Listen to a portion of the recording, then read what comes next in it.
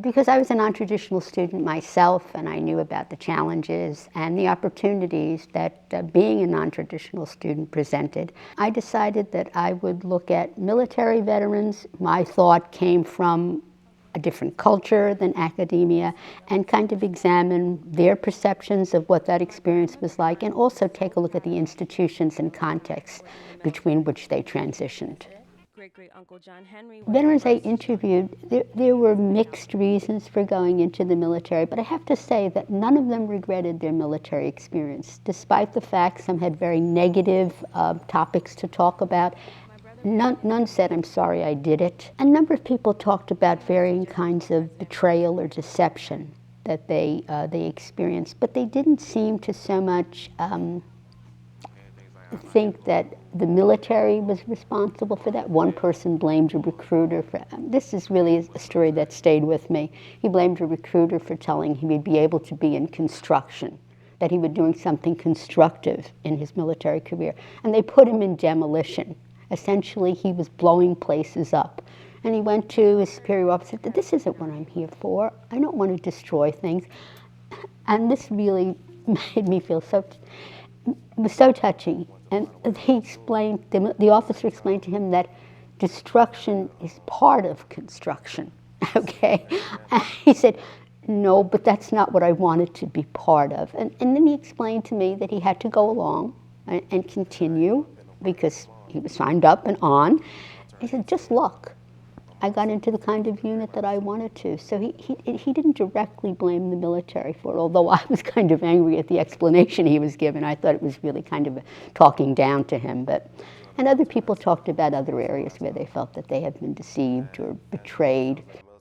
It's a very structured life. So I think maybe the support isn't the best. Maybe, the examination of their psychological issues isn't the best while they're in. But I think the real deficit is once they're separated, that there's nothing. It's kind of a division, that whatever was going on while they were in service, that they were able to kind of hold together through the structure, it's gone. Once they hand them their DD 214, that's kind of the end of it. And I mean, we all know about the bad publicity about the VA even providing physical treatment. I don't think that there's much in terms of transitional services. Here you were a good soldier, sailor, Marine. Now we want to see you be a good civilian or a good student or whatever. There's nothing. There's absolutely nothing. And it's kind of like, whoa, here I am. Yesterday I was a member of the military, and now I'm kind of out here on my own with whatever psychological problems I may have had there and may bring forward. And I have to tell you my bias. I mean, I think the discourse of PTSD or PTS is really an important one. And I know advocacy groups bring it forward a lot in order to be able to help veterans get the treatment that they need.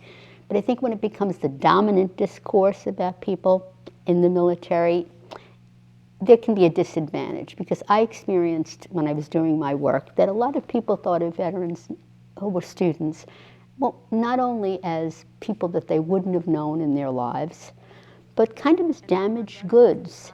And that can be the negative part of that discourse. It's necessary, but I think there have to be other discourses about them, other ways of looking at them that really accentuate the positive of their resilience and their discipline and their ability to focus on a mission. So I'm in no way negating that that's desperately needed, but I think, at least in academia, which is kind of my experience, that people kind of use it in a very negative way. I couldn't get permission to interview a lot of these guys because I think people were really afraid of them, that they were their own little IEDs, and they were going to just be explosive. And I was asking really pretty mild questions. Well, what was it like in the military, and did anything surprise you about the military? I mean, it was nothing radical. And so many people just kind of backed off and said, "Oh, why would you want to ask them that? Like they're from a different culture anyway, so we don't really know how to respond to them."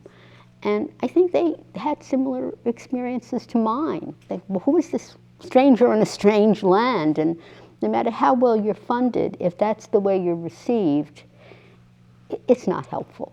It's not it's not a portent of success.